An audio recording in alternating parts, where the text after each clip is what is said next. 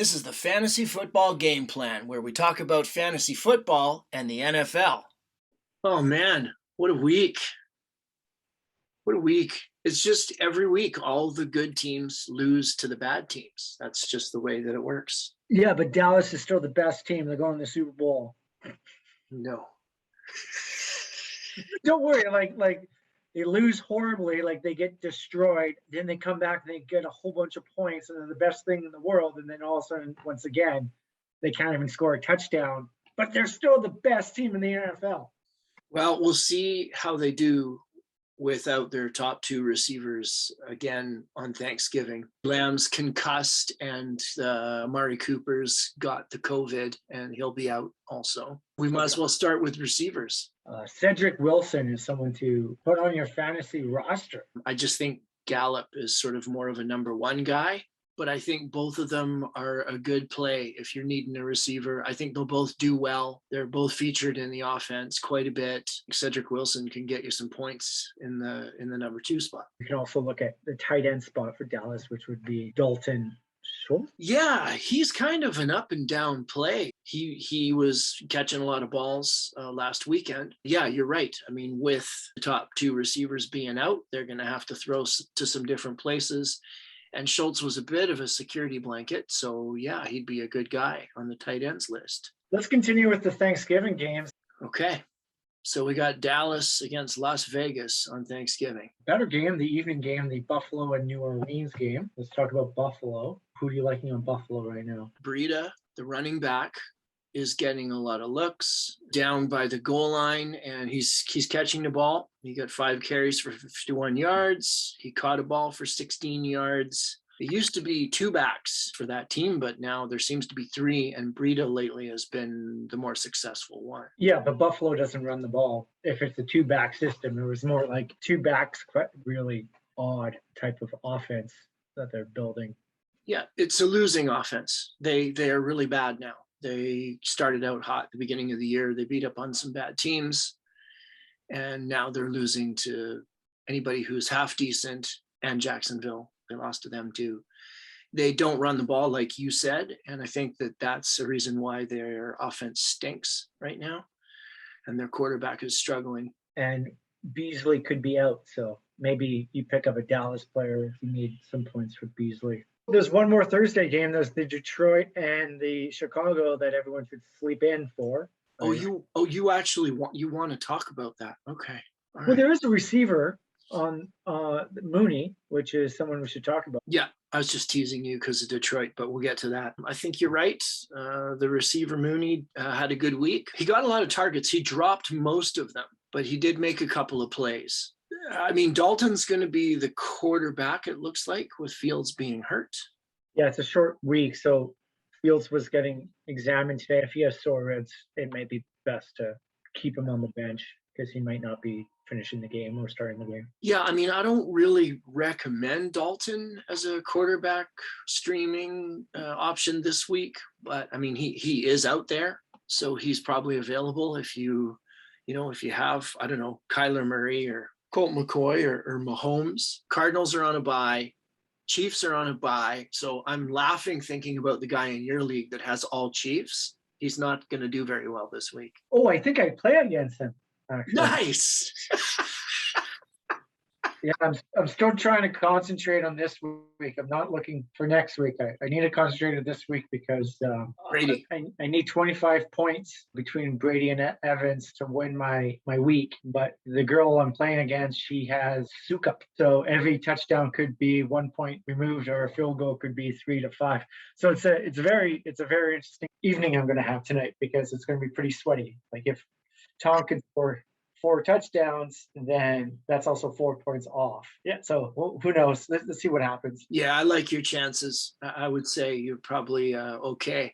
I'm down around 8 points, and I've got Godwin, the Buccaneers defense, and Brady playing, so I should be okay, and I should have an 8-3 record at the end of tonight. So I'm feeling good about that. I'm not gonna say anything because it's my point spread is pretty large. 25 is pretty big. So don't want to jinx it. So for quarterbacks, I mean, who do you like from the list of guys? There was some surprising performances this weekend. Some guys we hadn't seen in a while. There was Tyrod Taylor. He played well. He was 14 of 24 for only 107 yards, but he had 6 rushes for 28 yards and 2 rushing touchdowns. yeah, I like the Washington Heineken. I think he's a good yeah. He's a good second guy if you have a bye week, picking him up. He seems to be able to get the ball to someone who can catch it consistently. He's averaging 2 touchdowns a game. Yeah, he's been on our list quite a bit this year, and he's getting Logan Thomas back next weekend, which is another weapon for Heineke. So I think you're right. I think he's a good pickup. And also Cam had a good game. He did. He was 21 for 27, 189 yards in the air. He had 2 touchdowns throwing, but he also ran 10 times for 46 yards and a touchdown. So he had a phenomenal game. There's a couple of other options. Flacco played well for the Jets, but Zach, and then Zach Wilson is supposed to start next weekend. Keep your eye on that. I don't know which of those 2 guys is actually going to play. I think it's Zach Wilson, but you liked Flacco from last weekend. Yeah, I thought he did well. You know, if you have Mahomes or you probably have Murray on the bench because he's injured. But if you need somebody, I think he's somewhere you can pick up. But you know, who's catching the ball for the Jets? You're looking at like Crowder, and then you're also looking at Elijah Moore, Corey Davis. Yeah. The problem, I have Corey Davis, and he's a great receiver, and I know Zach Wilson likes him. Mike White likes him too. But then you never know what's going to happen when you have Flacco. You know, he seemed to be targeting Elijah Moore, who seems like he's a good player. But I haven't seen Elijah Moore with Zach Wilson do well. The problem with the Jets for me is that every week they've got a different quarterback. Next week will be Zach Wilson, I think. So that'll be a 3rd different starting quarterback 3 weeks in a row. And the consistency for the receivers just isn't there. I'd like to see them settle into a groove so I can see who's the starter and who does he like to go to, because it's all over the map right now. Yeah, that's right. And then they've got a situation now, move to running backs for a sec, because, you know, Mike White liked to throw to Michael Carter, the running back, and his stats were up. He was featured last weekend. Michael Carter was featured a lot. Now he's hurt. So I'm going to throw out a name for running back for this week, Ty Johnson, who's been on our list a couple times before, but Carter's going to be gone for at least a couple of weeks. So now he's the man. Yeah. I don't have a big stat line for him from last week, but I expect a big one coming up. Take a look at Ty Johnson. And then we tried to figure out what Atlanta was going to do, because we know we don't like Mike Davis, right? He's done basically. Gains for yards for no yards. With Cordarrelle Patterson being out, this was Mike Davis's chance to shine and carry the load. And we thought, or at least I thought, that Wayne Gallman was going to be the answer moving forward. And then they found some other guy that no one's ever heard of, Quadri Olison. He led the team in carries. He also had 2 catches. He didn't really go anywhere with them, but he's their feature back now. So he's going to get work. So I guess we got to put him on the list. I don't know going forward, honestly, what's going to happen with that team, because I don't know who's going to be playing quarterback. Matt Ryan got a little frustrated. So did the other 2 guys who came in and threw 1 pick each. Yeah. Well, with Ingram being gone from the Texans, he's left a huge hole there at the running back spot. Rex Burkhead had 18 carries. The old New England guy. Right. And David Johnson they kind of split the work. And I there isn't really one of those guys that's got an advantage over the other one, because Burkhead, we haven't seen a lot of him. But I mean, either of those 2 guys would be somebody to look at if you need a fill-in running back coming up this weekend. Now, Seattle, do you want to talk about that? Well, I guess the big news is Carson's gone for the season with a neck IR injury. So their running back field is kind of open right now. We've been waiting for Carson to either get better or go on IR. So now he's going on IR. But the good news is we had Rashad Penny, who we've been waiting to see. He had 1 carry, looked lightning fast, pulled a hammy, and he's out. So we won't be seeing him again for a while. So now we've got to look at some of those other guys that we've talked about in the past. We've got, I think DJ Dallas is probably going to be the most startable guy. They've got Alex Collins, who you could play. I guess he hasn't been doing much. And then Travis Homer. Like that's the same guys we've been talking about before. So do you even do you even bother? Or do you try and find somebody on the depth chart that could possibly get you? It's almost like San Francisco. We can talk about their 5 running backs every year, year long, right? Yeah. These things are very cloudy to even predict. Do you take the chance to put them in your starting roster, or do you just leave them alone and pick up a different position to have on your bench? I think, Do you go low into the ranking of the NFL to pick up these guys? I think if you're streaming for 1 week, these are the best options available to you. I wouldn't say that these are guys that are going to be sort of a long-term answer. But if you're, playoffs are coming up, and there's guys. I mean, Kamara's out right now. There's a lot of guys that are out right now. Apparently, Saquon Barkley is coming back. But guys are missing major, Derrick Henry, like guys that people really count on aren't around. And it's unclear if they're coming back. So you've got to have somebody to fill in. I mean, look at the Tennessee situation. I mean, there's another one. What a mess. Adrian Peterson wasn't very good. Donta Foreman, I don't know, they found another guy named Hilliard this week, just out of the blue. They threw in there. I mean, look what it did. Their team was horrible. But teams are missing pieces. So these are just some names that you might want to consider. All right, so we'll move to receivers. We talked a bit about the Dallas guys. We talked about Cedric Wilson and Joey Gallup. We like them coming up this weekend or on Thursday, for the Thanksgiving. We've talked about Van Jefferson before, so they've been on a bye. They're coming off a bye. He'd be a guy to look at. Tim Patrick from the Broncos. Yeah, well, let's see what happens after the Broncos. It's kind of like a crowded wide receiver room that is, and it's interesting to see. Most trend goes now, you go off your bye, you end up stinking the bed. So hopefully that's not the case with Denver. Maybe they can keep their stride going. Yeah, I mean, New England, you talked about a messy backfield for their running backs. Their receivers are kind of the same. Aguilar and Kendrick Bourne, they're both getting some balls. They get, more touchdowns than Jacoby Myers does. They're sort of solid, steady, not big each week, but kind of a steady floor for production on that team. And New England's looking better throwing the ball lately. So I think those are a couple names you want to look at.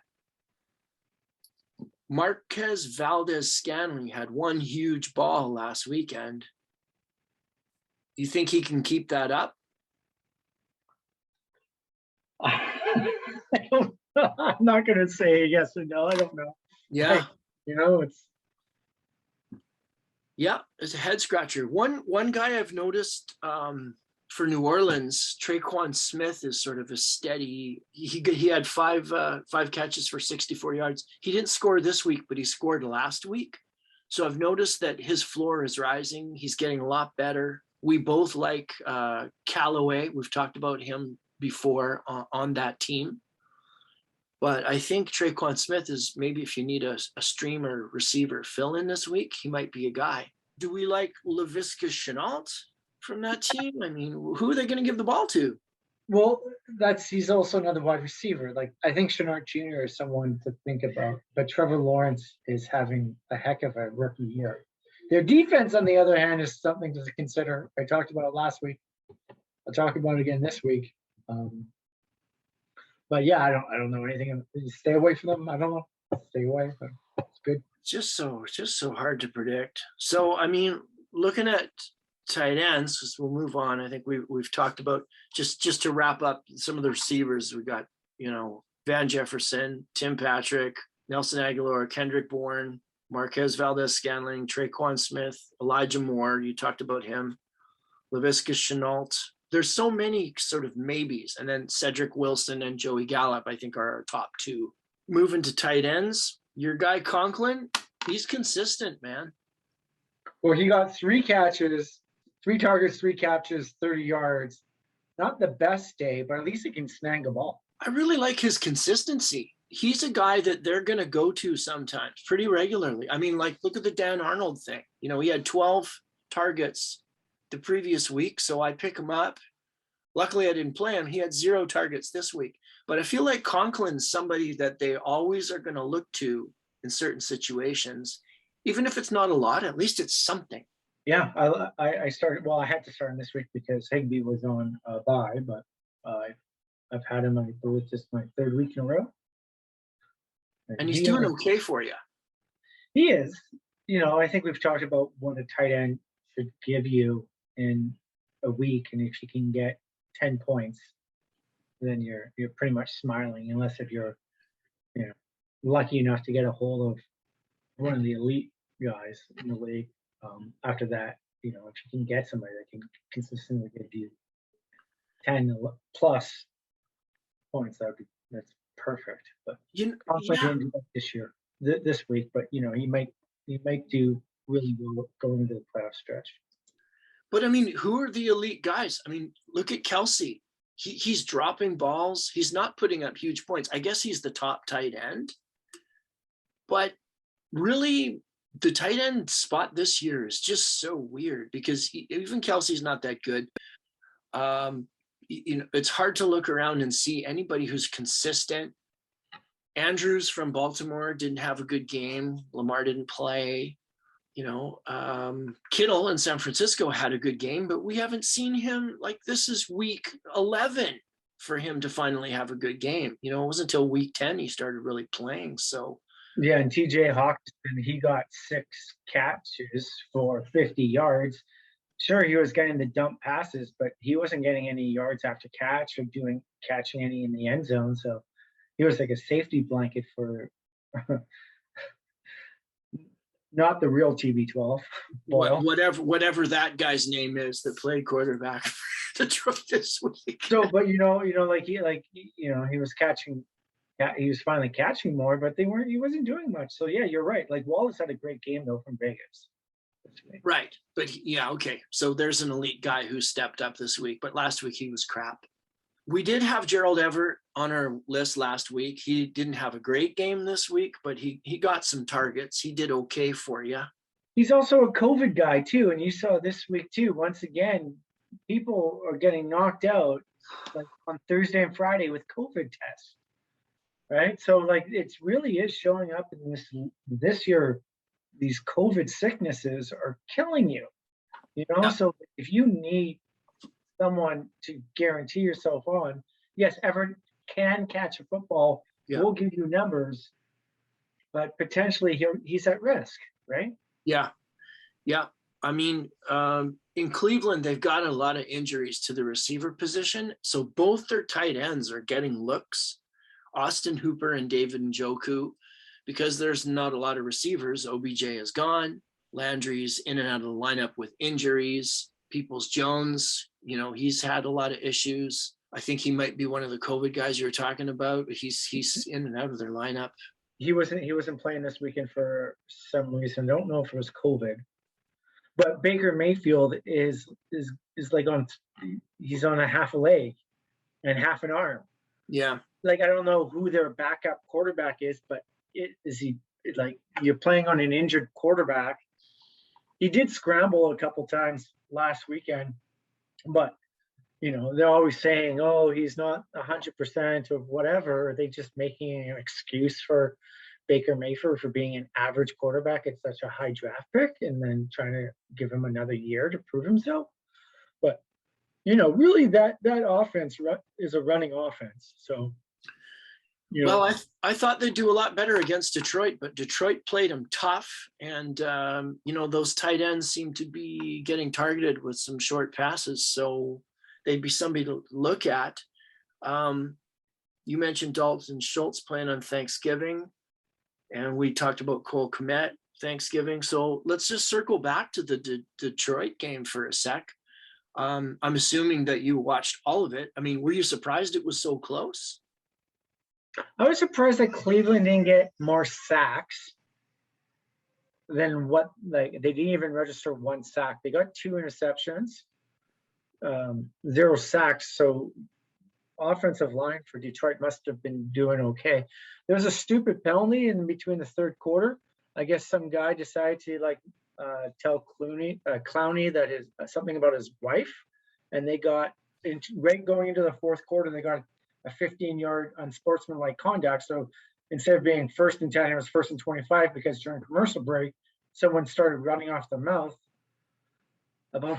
So like there's stupid penalties. Like who does that? Like we talked about penalties like the other week about sportsmanlike conduct, whatever, but during a commercial break, you get called. Yeah, like just go back to your huddle and just hang out and do nothing. That crazy penalty they called against Clyde Edwards-Helaire for pointing at the guy when he crossed the goal line. I mean, that wasn't that bad.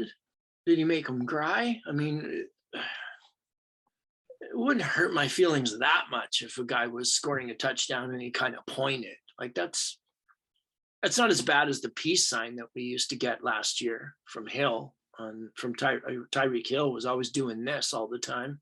So I guess he's the reason why they're cutting down on this. But you know, when you score and you kind of do that, that's not that big a deal, is it? They're really cracking down with these penalties. But I mean, yeah, you don't want some guy talking stuff about your family. That's not okay. I mean, It's always been in the game, but yeah, they should try to get rid of that. So what did you want to talk about just about the Lions game? Were you talking about Swift's like 52-yard? Well, I mean, I was surprised that, first of all, it was 13-10. You know, with Chubb coming back, like that was a really competitive game. So the Lions with their backup quarterback almost won. Last week, they had a tie. I mean, Cleveland's been picked to go to the Super Bowl by many pundits. Like they're loaded with talent. They're a good team. And Detroit, I mean, they barely beat Detroit. Yeah, but Nick Chubb came out at the end of the game and needed the first down right after the 2-minute mark to guarantee the end of the game. And he did his job. So, you know, he will wear down your defense. Doesn't matter how hard you try and play or try and stop them. Their offensive line, their running backs will, you know, take control of the game. So that's where the game was lost. It was basically on the stop. Lately, you've been picking a defense for people to stream. And I think, are you going with the same one again this week? Who's your? No, it'd be the Green Bay Smackers this week. The Green Bay defense, if they're available, stream them. Okay. Yeah. Well, we don't need to talk about kickers because it's just so weird. I had Randy Bullock. He missed one of his 2 extra points. The Titans, I thought, were good. I thought they'd at least kick some field goals against Texas, but no, apparently Texas is too good, and the Titans are one of the worst teams in the league, apparently. Well, it was a very sloppy, wet game. So. Okay, we'll chalk it up to that. But you're a professional football player, and you should know how to play football in conditions and whatever. It has no excuse. But all right, well, good luck tonight. We're both going to be pulling for Brady to put up major points, and hopefully we'll both get a win, and we'll follow up with that next week. Yeah, I was a little bit scared because during the Detroit broadcast, they always love to introduce new commentaries, you know, as the colored commentator. So you always get these just people that are just starting off. I won't get it. But one person said during the play, being like, well, Tom Brady already has thrown 2 picks. And I was like, what? He doesn't play to Monday.